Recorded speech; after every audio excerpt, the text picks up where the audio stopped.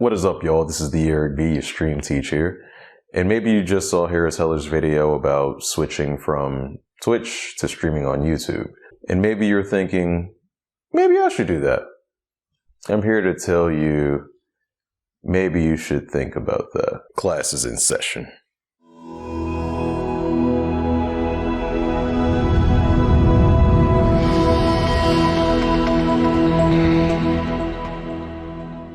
Something I've always noticed online is that people will copy what other bigger creators do because they say, hey, that bigger creator is big, so if I do what they do, I will be where they are. But that might not necessarily be the case. Sometimes what you have to consider is why they're making the moves they're making. And Harris had very good reasons for moving to YouTube, but his reasons, such as YouTube is a growing platform with more potential growth because social media is a bubble and it's easier to get people to YouTube than it is to get people to Twitch, are very valid reasons to move to YouTube for him. The reason for that is because Harris Heller is an established creator. As much, let's say, crap as we give Twitch about its poor discoverability, the discoverability on YouTube for live content is even worse.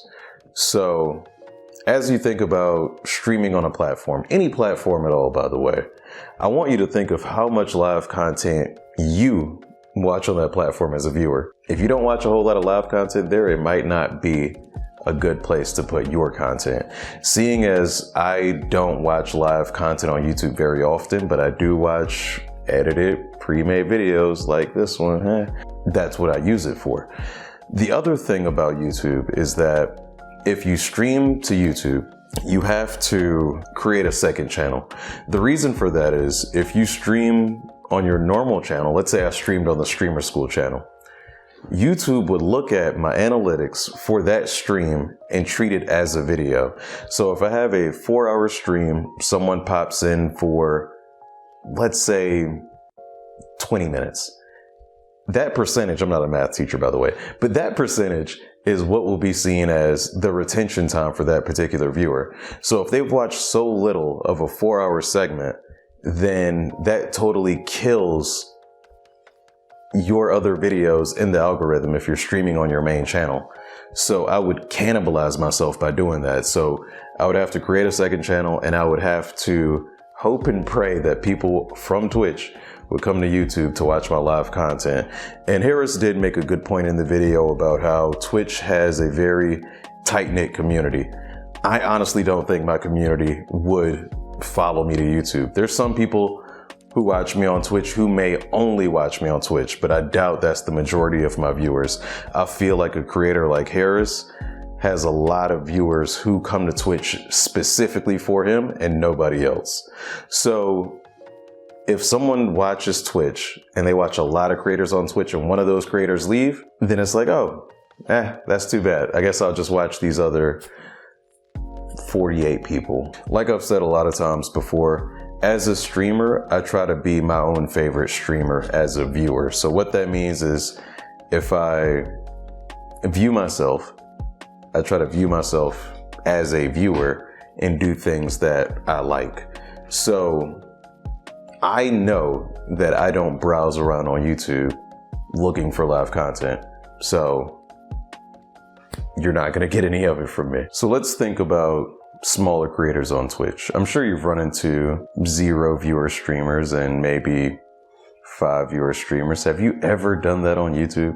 Have you ever just stumbled across a stream on YouTube? I haven't. I've seen live streams from big YouTube channels, from news channels, from channels that I'm already subscribed to, but oh, there's some guy playing some game. Oh, let me click on that. I don't even have the opportunity to click on that because I never even see it. What good does it do me to be a YouTuber with less than 200 views on most videos to, oh, come to my second channel and check me out there? So think about it that way.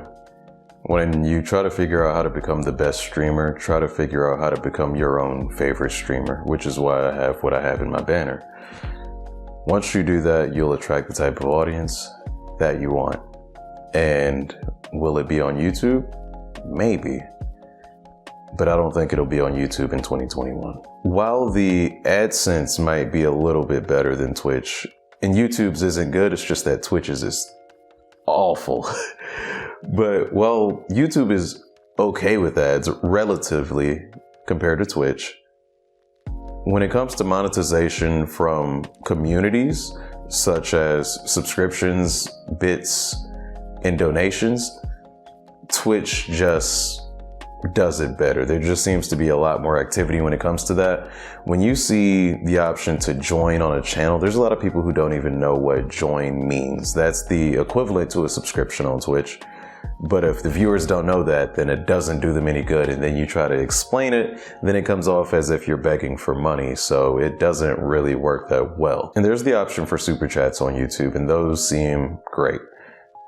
But it just doesn't seem comparable as far as the level of creator goes on YouTube versus Twitch. The best thing I can hope for out of all of this, because I do feel like Harris's move might move a lot of other smaller creators, is that YouTube is a good example to Twitch, that Twitch takes more notice of its creators and becomes more helpful in making sure that content is more easy to see, and maybe some pre-recorded content is in the mix. Maybe improve search features, improve tags, so that things are a little bit more discoverable. But hey, maybe I'm wrong. Maybe you've already started up your first YouTube streams and are doing great. If that's the case, then let me know. But as for me, I'll be on twitch.tv/TheEricV. Class dismissed.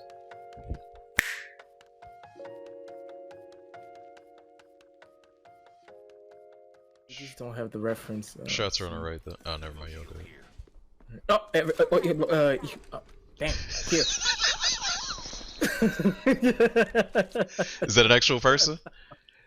Yeah, it is. Over there. No, those are boozles. Give me a minute.